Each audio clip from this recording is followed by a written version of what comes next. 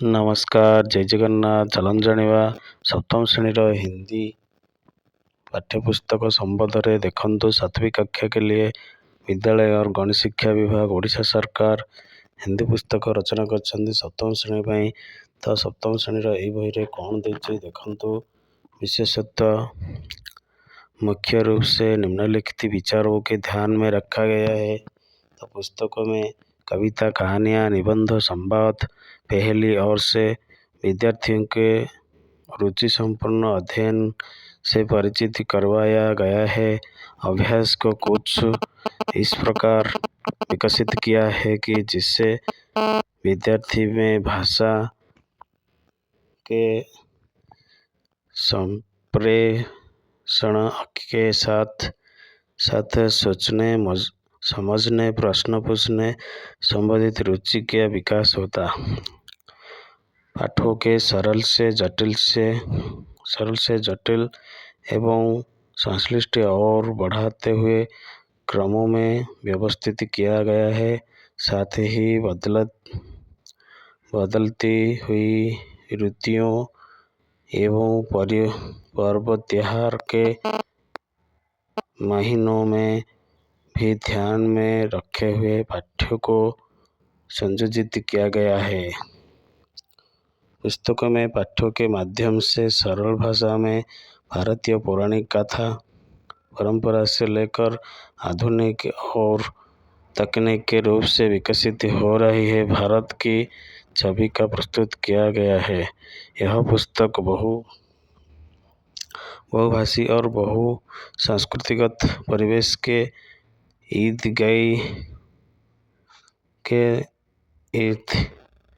गिर्द अपना ताना बाना रचती है। हिंदी भाषा सीखने और सिखाने में माध्यम से विद्यार्थी में समावेशी दृष्टिकोण लेने और भारतीय संस्कृति की विविधता को प्राण सकारात्मक सोच विकसित करने के उद्देश्य के पुस्तक द्वारा पाने का प्रयास किया है।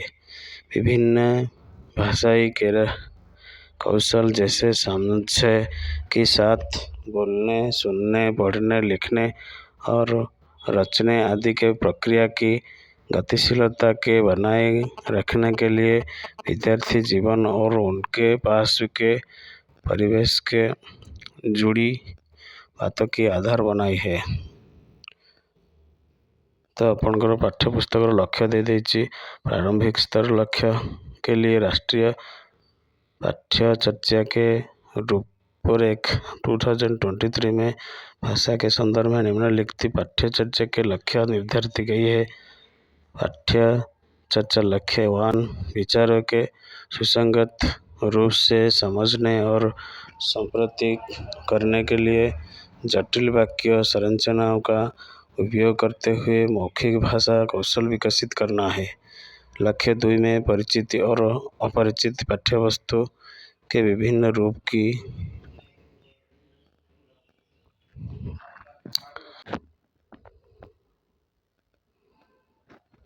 लक्ष्य 3 में विभिन्न शास्त्रों के माध्यम से विभिन्न विद्यालयों में संदर्भ में वाक्य शब्द भंडार विकसित करना है।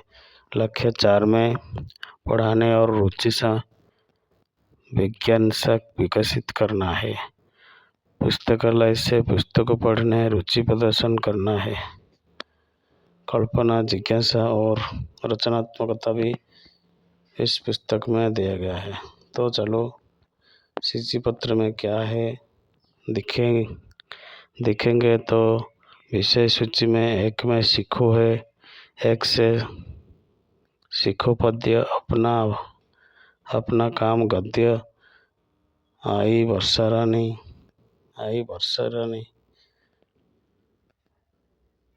पाठ 4 में आसमान गिरा। 5 में रथ यात्रा। भैया हमारी चिड़िया रानी। 7 में कवि जदुमणि।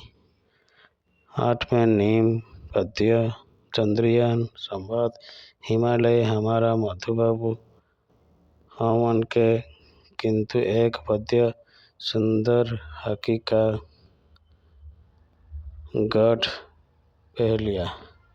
देखो सीख में देती है, फूले में नित्य हंसाना सीखो, भौरों से नित्य गाना, तोर की झुकी डलियों से नित्य सीखो शीश झुकाना।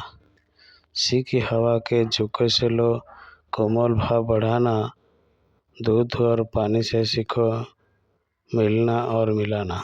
सूरज के किरण से सीखो जागना और जगाना, लता और पेड़ से सीखो सबको गले लगाना।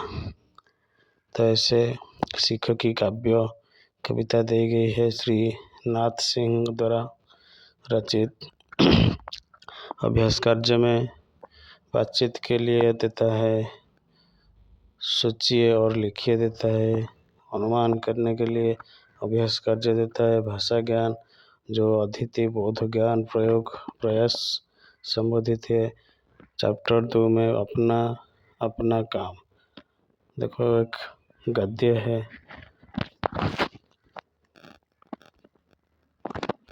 इसी के साथ अभ्यास कार्य भी देता है।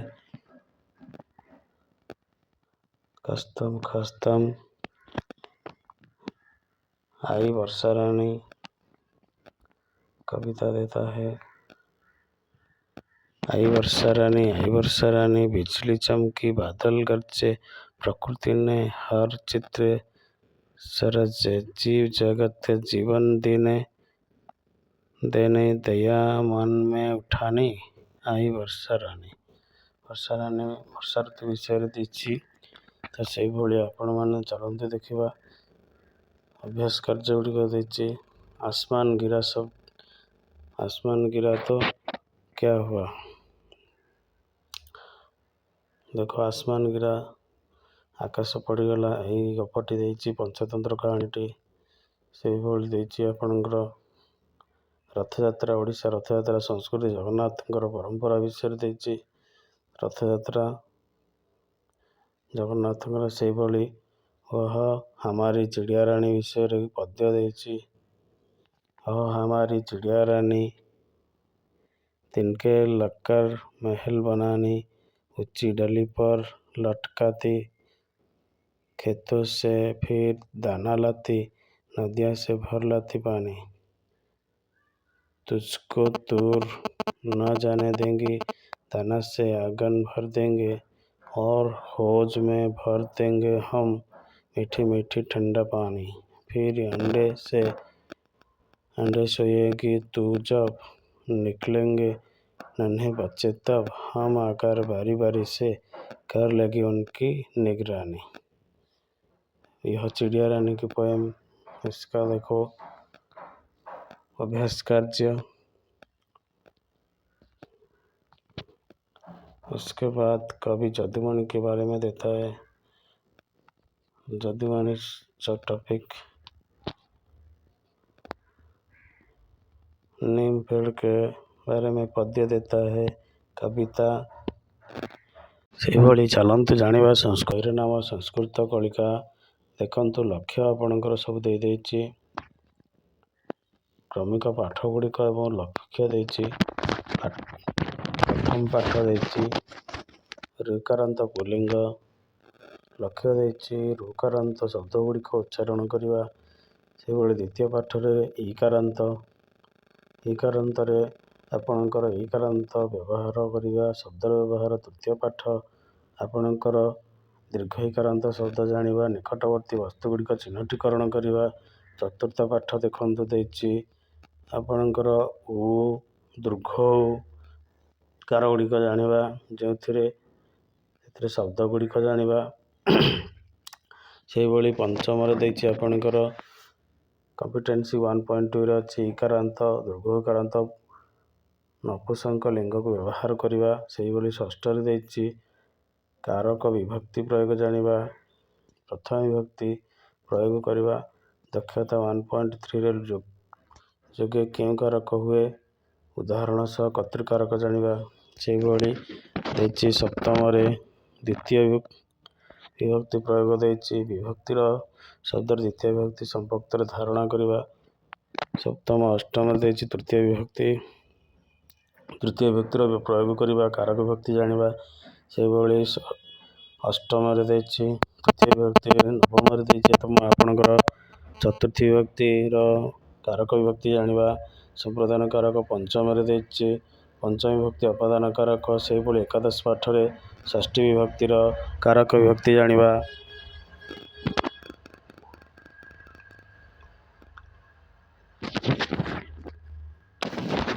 ସେହିଭଳି ଦ୍ୱାଦଶ ପାଠରେ ଦେଇଛି ସପ୍ତମୀ ବିଭକ୍ତି କାରକ ବିଭକ୍ତି ଜାଣିବା।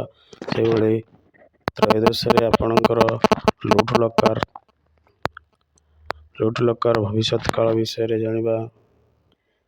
ସେହିଭଳି ଚତୁର୍ଦଶରେ କଥା ପଠନ ଲିଖନ ପ୍ରତି ଆଗ୍ରହ ସୃଷ୍ଟି କରିବା। ଲଙ୍ଗ ଲକାର ଅତୀତ କାଳ ବିଷୟରେ କଳା କୌଶଳ ଐତିହ୍ୟ ସମ୍ବନ୍ଧରେ ପ୍ରେରଣାତ୍ମକ କଥା ଜାଣିବା। ସେହିଭଳି ପଞ୍ଚଦଶରେ ଆପଣଙ୍କର ବର୍ତ୍ତମାନ କାଳର ସୁଯୋଗ କଲେ କାଳକୁ ବୁଝାଇବ। ସେହିଭଳି 18ରେ ବିଧିଲିଙ୍ଗ ଲକାର ବିଧିଲିଙ୍ଗ ସମ୍ଭାବନା ଅର୍ଥରେ ସ୍ୱାସ୍ଥ୍ୟ ରକ୍ଷା ବିଷୟରେ ଶିକ୍ଷା ସଚେତନ କରିବା। ସପ୍ତଦଶରେ ନାଗରିକ କର୍ତ୍ତବ୍ୟ ସଚେତନ କରିବା। ଲୁଟ୍ ଲକାର ଅନୁଜ୍ଞା ଆଦେଶ ପାଳନ କରିବା ସମ୍ବନ୍ଧରେ। ସେହିଭଳି ନବଦଶରେ 19ରେ ନୀତିବାଣୀ ସମ୍ବନ୍ଧରେ ଜାଣିବା। ଦୈନନ୍ଦିନ ଜୀବନରେ ବ୍ୟବହାର କରିବା ନୀତି ଶ୍ଲୋକ ଗୁଡ଼ିକ। ସେହିଭଳି 20ରେ ସୂର୍ଯ୍ୟ ନମସ୍କାର ଦେଇଛି, ଯୋଗାସନ ପ୍ରତି ଆଗ୍ରହ ସୃଷ୍ଟି କରି ସୂର୍ଯ୍ୟ ନମସ୍କାର କୃତଜ୍ଞତା କଳ ପ୍ରତି ଆଗ୍ରହ କରିବା। ସେହିଭଳି 21ରେ ଆପଣଙ୍କର ସେବା ପରମ ଧର୍ମ ବିଷୟରେ ଦେଇଛି, ଭାରତୀୟ ଜ୍ଞାନ ପରମ୍ପରାରେ ଜାଣିବା। ଚିକିତ୍ସା ଶୁଶ୍ରୂଷା ପ୍ରତି ଆଗ୍ରହ ବଢ଼ାଇବା। ସେହିଭଳି 22ରେ ସେହିଭଳି ତ୍ରୟୋଦଶରେ ନାଟକ ପୌରାଣିକ କାହାଣୀ ପ୍ରତି ଆଗ୍ରହ କରିବା। ସେହିଭଳି 24ରେ ଆପଣ C1.1 C1.2ରେ ଜୀବନଯାପନ ପାଇଁ ମୁକ୍ତିର ଆବଶ୍ୟକତା ହିତ ସ୍ମରଣ ପ୍ରୟୋଗ କରିବା। ଏହିଭଳି ପାଠ୍ୟପୁସ୍ତକ ଗୁଡ଼ିକ ଦେଖନ୍ତୁ। ପ୍ରଥମ ପାଠ ଦେଇଛି ସବୁ ପୁଲିଙ୍ଗ ରିକାରାନ୍ତ ପୁଲିଙ୍ଗ ଶବ୍ଦ ଗୁଡ଼ିକ ଦେଖନ୍ତୁ। ପିତା, ଦାତା, ଭ୍ରାତା, ହୋତା, କ୍ରେତା ଅଭ୍ୟାସ କାର୍ଯ୍ୟ ଦେଇଛି। ସେହିଭଳି ଦ୍ୱିତୀୟ ପାଠ ଦେଇଛି ଇକାରାନ୍ତ ଶବ୍ଦ ଗୁଡ଼ିକ ବି ଦେଖନ୍ତୁ। ଦୃଷ୍ଟି, ବାଣୀ, ଦୃଷ୍ଟି, ବିଧି। ସେହିଭଳି ତୃତୀୟ ପାଠ ନଦୀ, ଲେଖନୀ, ଦ୍ରୋଣ, କର୍ତ୍ତରୀ। ସେହିଭଳି ତୃତୀୟ ପାଠରେ ଦେଖନ୍ତୁ ଧେନୁ, ରଜ୍ଜୁ, ବଧୂ, ଖମ୍ଭୁ ଇତ୍ୟାଦି। ସେହିଭଳି ଚତୁର୍ଥ ପାଠରେ ଦେଖନ୍ତୁ ଦେଇଛି ବାରି, ଦଧି। ଷଷ୍ଠ ପାଠରେ ଦେଇଛି ଦେଖନ୍ତୁ କାରକ ବିଭକ୍ତି ଆସିଗଲା ଛୋଟ ଛୋଟ ଗପ ବିଷୟରେ। ସେହିଭଳି ପୁଲ୍ଲିଙ୍ଗ ଶବ୍ଦର ବ୍ୟବହାର ଆସିଗଲା। ସପ୍ତମ ପାଠ ଆସିଗଲା ଦେଖନ୍ତୁ ଆପଣଙ୍କର ସଂସ୍କୃତି କଳିକା। ଆପଣଙ୍କର ଦ୍ୱିତୀୟ ବିଭକ୍ତି ବିଷୟରେ ଆସିଗଲା ଦେଖନ୍ତୁ ଛାତ୍ର अस्ति, ବିଦ୍ୟାଳୟ अस्ति, ଯୁବକ अस्ति, ମାପିକା अस्ति, ବାଲିକା अस्ति, ଫଳମ अस्ति ଏଗୁଡ଼ା ଦେଇଛି। ଦ୍ୱିତୀୟ ବିଭକ୍ତିର ପ୍ରୟୋଗ ଦେଇଛି। ସେହିଭଳି କ୍ରୀଡ଼ାତି। ଏଭଳି ନବମ ପାଠରେ ଚତୁର୍ଦଶ ବିଭକ୍ତି ଦେଇ ଚତୁର୍ଥୀ ବିଭକ୍ତିର ଦେଖନ୍ତୁ ଗ୍ରାମ ମୁଖ୍ୟ, କୃଷକ, କୃଷକାୟ, ଧନଂ ଦଦାତି। ତୃତୀୟ ବିଭକ୍ତି ଶିକ୍ଷକେଇ। ଚତୁର୍ଥୀ ବିଭକ୍ତି ଆସିଲା। ସେହିଭଳି ଦଶମରେ ପଞ୍ଚମୀ ବିଭକ୍ତି ଆସିଲା। ପଞ୍ଚମୀ ବିଭକ୍ତିରେ ଦେଖନ୍ତୁ ବୃକ୍ଷାତ୍ ଫଳାନି ପତନ୍ତି, ବାଳଃ ବସନାତ୍ ଅବତରତି, ଜଳକାୟ ଜଳଂ ନିପତତି। ସେହିଭଳି ଏକାଦଶରେ ଆସିଲା ଷଷ୍ଠ ବିଭକ୍ତି ପ୍ରୟୋଗ ରାମକୃଷ୍ଣାୟ ଶିଷ୍ୟ ବିବେକାନନ୍ଦ। ଷଷ୍ଠୀ ବିଭକ୍ତିର ପ୍ରୟୋଗ ଆସିଲା। ସେହିଭଳି ସପ୍ତମୀ ବିଭକ୍ତିରେ ଦେଖନ୍ତୁ ନର୍ତ୍ତକୀ ମଞ୍ଚେ ନୃତ୍ୟତି ମଞ୍ଚେ। ସେହିଭଳି ଶାଶୁଃ ଦୋଳୟାମ୍ अस्ति, ଦୋଳାୟାମ୍ ଜଳେ ନଦ୍ୟାମ୍ ଏସବୁ ସପ୍ତମୀ ବିଭକ୍ତି। ସେହିଭଳି ଆପଣଙ୍କର 13ରେ ଆସିଲା ଗୁରୁଣାଂ ଆଜ୍ଞା ଗୁରୁଣାଂ ଅଭିଚାରଣୀୟ।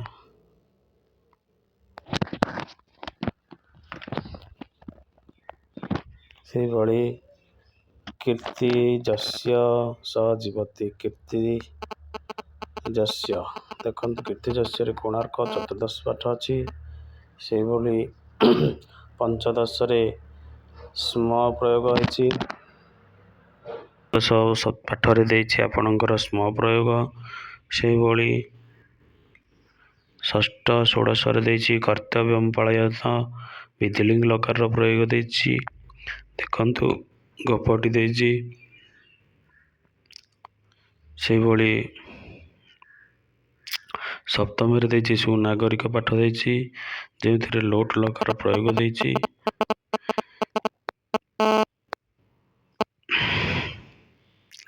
ଦେଖନ୍ତୁ ସେହିଭଳି ଅଷ୍ଟାଦଶରେ ବନ୍ଦେ ମାତରମ୍ର ଗୀତର କଥା ଦେଇଛି।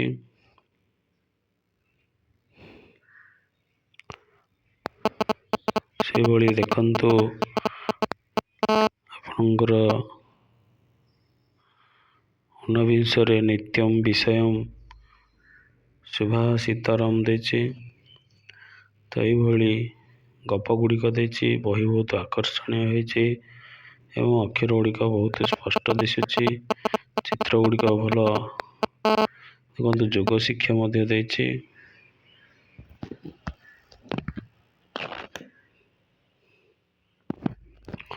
ଅଙ୍ଗୁର ଫଳ ଖଟା, ଆମ୍ଳମ୍ ଦ୍ରାକ୍ଷାଫଳମ୍ ଦେଇଛି। ତ୍ରୟୋବିଂଶରେ ଦେଇଛି ଦେଖନ୍ତୁ ଈଶାସ୍ୱାସ୍ୟମ୍ ଇଦଂ ସର୍ବମ୍ ତ୍ରୟୋଦଶ ଦେଇଛି। ଗପ କଥା ଗୁଡ଼ିକ ଦେଇଛି। ତ ଏଇଭଳି ଭାବରେ କୌଶଳବୋଧ ଶିକ୍ଷାର କ'ଣ ରହିଛି ସୂଚୀପତ୍ର ଗୁଡ଼ିକ ଚାଲନ୍ତୁ ଦେଖିବା। ଯେଉଁଥିରେ ସୂଚୀପତ୍ରରେ ଅଛି ଜୀବଜଗତ ସହ କାର୍ଯ୍ୟ, ପ୍ରକଳ୍ପ କାର୍ଯ୍ୟ 1 ଚାରା ଉଦ୍ୟାନ, ପ୍ରକଳ୍ପ କାର୍ଯ୍ୟ 2 ବିଦ୍ୟାଳୟ ଆବାସ ଉଦ୍ୟାନ, 2ରେ ଦେଇଛି ଯନ୍ତ୍ର ସାମଗ୍ରୀ ସହିତ କାର୍ଯ୍ୟ, ପ୍ରକଳ୍ପ ଦେଇଛି ବାନ୍ଧ କାମ, କୃତ୍ରିମ ବୁଦ୍ଧିମତ୍ତା, ଭାଗ 3 ଦେଇଛି ମାନବ ସେବା କାର୍ଯ୍ୟ, ପ୍ରକଳ୍ପ କଣ୍ଢେଇ ନାଚ, ପରିବାର ସ୍ୱାସ୍ଥ୍ୟ ପୁସ୍ତିକା, ପ୍ରକଳ୍ପ ଢାଞ୍ଚା ଏଗୁଡ଼ିକ ଦେଇଛି। ଦେଖନ୍ତୁ ଜୀବଜଗତ ସହିତ କାମ କିଭଳି ଭାବରେ ଦେଇଛି। ଆପଣଙ୍କର ଚାରା ଉଦ୍ୟାନ ବିଷୟରେ ଦେଇଛି। ଉଦ୍ଭିଦ ଅଭିବୃଦ୍ଧି ପାଇଁ ଆବଶ୍ୟକ ପରିସ୍ଥିତି ଚିହ୍ନଟ କରିବା, ଚାରା ଉଦ୍ୟାନ ରୂପରେଖ, ଉଦ୍ଭିଦର ବଂଶ ବିସ୍ତାର ଏଗୁଡ଼ିକ ଦେଇଛି। ପ୍ରଥମ ପାଠରେ କ'ଣ କ'ଣ ସବୁ ହାତ ହତିଆର ଦରକାର ସେଗୁଡ଼ିକ ମଧ୍ୟ ଦେଇଛି।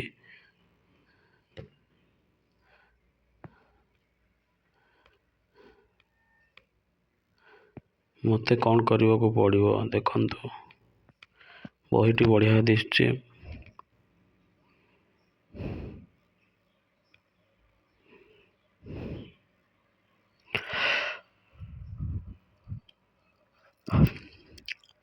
ତ ଆପଣଙ୍କର ଚାରା ଉଦ୍ୟାନ ପାଇଁ କ'ଣ କ'ଣ ସବୁ ଆବଶ୍ୟକ, ଚାରା ବ୍ୟାଗ, ଚାରା ସବୁ ଚିତ୍ର ପାଇଁ ଦେଇଛି। ଚାରା ଉଦ୍ୟାନ ସେହିଭଳି ବିଦେଶର ଆବାସ ଉଦ୍ୟାନ କିଭଳି କରିବେ, ପ୍ରକଳ୍ପ କାର୍ଯ୍ୟରେ ଭାଗ ନେଇ ତୁମେ ସମର୍ଥନ ଦେବ। ତ କ'ଣ କ'ଣ କରିପାରେ, ସହରାଞ୍ଚଳରେ ଥିବା ଘର ବାରଣ୍ଡାରେ ଛାତରେ ଝୁଲୁଥିବା ବସା ମାଛର କି ପକ୍ଷୀ ଫୁଲର ମକରନ୍ଦରୁ ଖାଇ କୀଟ ପଥ୍ୟ ପରାଗ ସମୂହ ସାହାଯ୍ୟ କରିଥାନ୍ତି।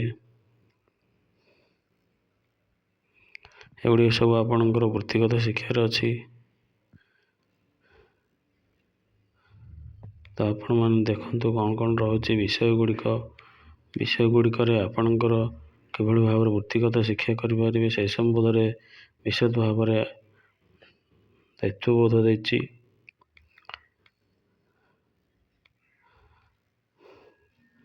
ଯନ୍ତ୍ର ଏବଂ ସାମଗ୍ରୀ ସହିତ କାମ, ତ ସବୁ କ'ଣ କ'ଣ ଯନ୍ତ୍ର ସବୁ ରହିଛି। ବାନ୍ଧ କାମ ବୁଣିବା ପାଇଁ ଆମେ କ'ଣ କ'ଣ କରିବା ଦେଖନ୍ତୁ, କେଉଁଠି ସୂତା ଆଣିବା, କେଉଁଠି ସୂତାକୁ ସିଲେଇ କରିବା ଇତ୍ୟାଦି ସବୁ ଦେଇଛି। ଆଉ କ'ଣ ରହିଲା ସବୁ